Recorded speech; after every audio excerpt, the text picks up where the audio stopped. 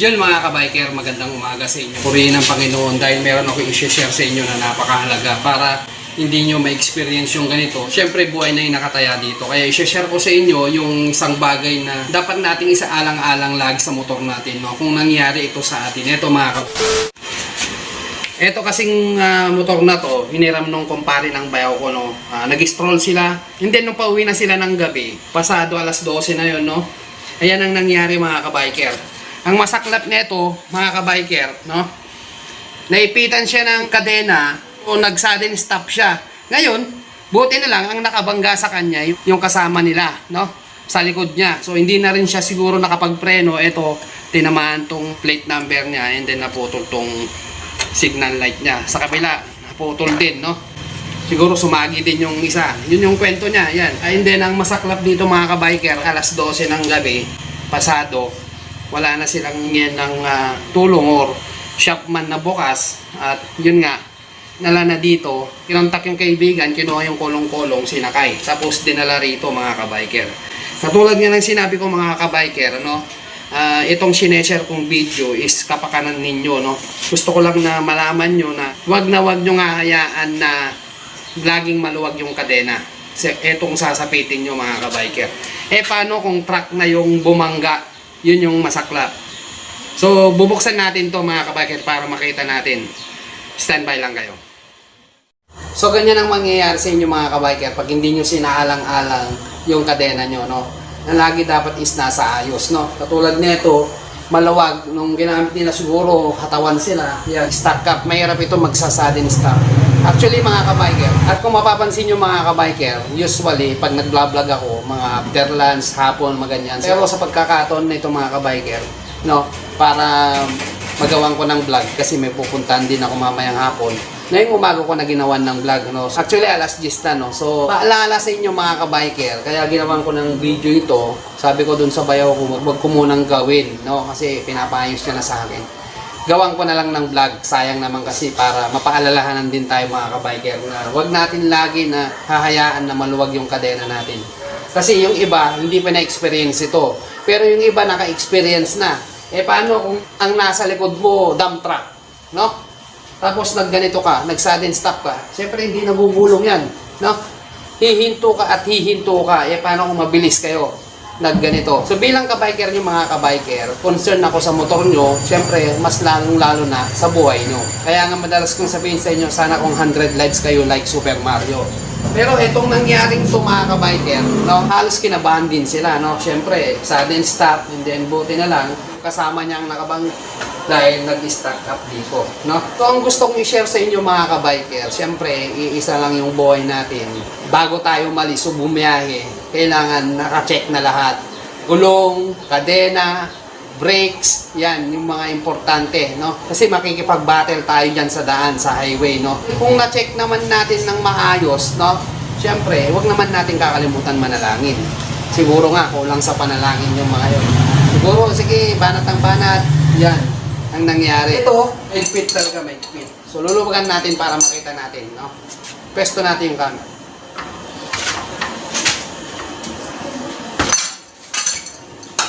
Wait.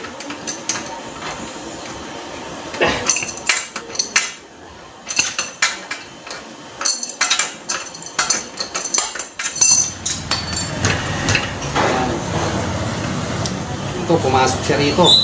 Kinain niya rito mga kabiker. Ayan o. Pero sabi niya mga kabiker, hindi naman daw siya grabe. Kasi nung huminto na siya, no, hindi na siya nagano. So dito, kung mapapansin nyo, tinamaan tong dalawang stud dito, no? Tinamaan. Ayan, no? Nabungi-bungi. So yan. Kailangan maayos.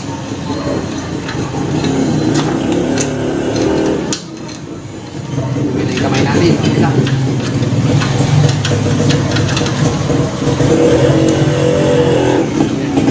So maluwag, no?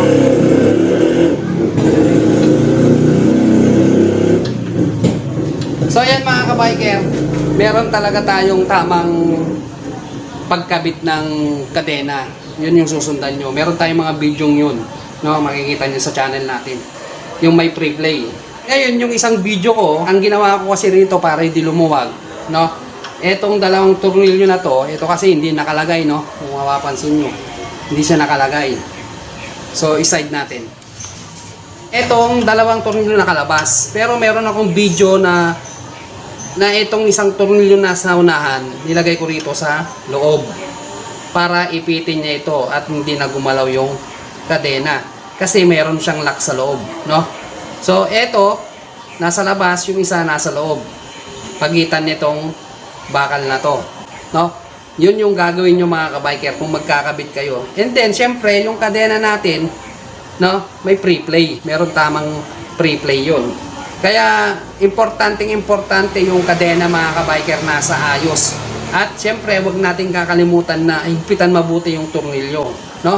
Kasi baka mangyari din sa atin to, ayan, no? Pinudpod niya. Ito, nagkaroon dito ng isang bungi din. Pero ito, grabe itong isa. Ayan, oh. Parang tumalim pa nga yung tornilyo nito, tumalim. Ngayon mga kabiker, payo ko sa inyo, no? Alam nyo nang medyo matutulis tong ngipin ng sprocket nyo, magpalit na kayo set, no? Huwag nating ugaliin yung okay pa yung kadena, tapos yung sprocket, palitan na lang. Hindi, mga kabiker, kailangan set yan, no? Kailangan set yung palitan para maganda lahat. Kasi nakaulma lahat yan. Kahit nasabihin natin matalim na ito at okay pa tong kadena, palitan na natin. Kasi ang kadena, ano rin yan, parang natwi-twist din. Natwi-twist yung bawat parts niya. And then minsan, napuput-put din tong roller niya. Kung titignan natin, di ba, parang may mga roller yan. Ayun, napaka-importante talaga. Malas tong kadena dito. Ayan, umipit dito. So, alam nyo mga kabiker, nakakatakot doon, nag-sudden stop siya, no? Hindi lang dapat ito yung kinakatakutan natin, yung aksidente, no? Siyempre, ang katakutan natin, iisa lang yung buhay, no?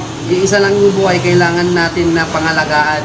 Okay lang sana kung ang motor lang yung maaksidente, buhay tayo. Pero ang masaklap mga kabiker, karamihan ng naaksidente, buhay nakakasama. So, concern ko sa inyo mga kabiker, check nyo mabuti yung kadena, sprocket, kung nasa ayos, hindi siya maluwag kasi hindi naman sisiksik to kung hindi maluwag yung kadena kasi dito pag maluwag mabilis kayo, kakalas yan sa ngipin lalo na pag pudpud. Ngayon, dito yan sisiksik sa gilid, no? Magsa-sudden stop to, wala na, sudden stop kayo as biglang merong sasakyan pala na rumaragasa din sa likod nyo, atay kayo, no? So, yun yung concern ng channel natin, especially mga kabiker.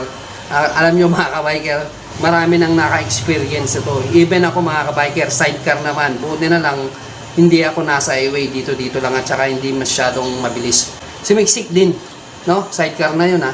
Kaya about pag ito, tutumba ka pa rito kasi ma-out of balance ka. O kaya mag-i-slide yung gulong mo.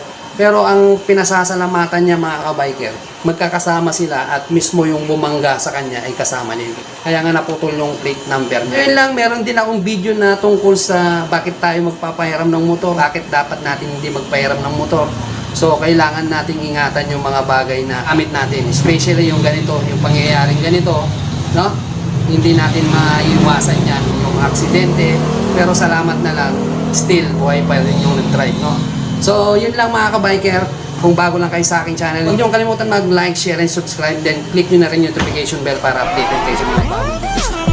So, muli mga kabiker, thank you for watching. God bless.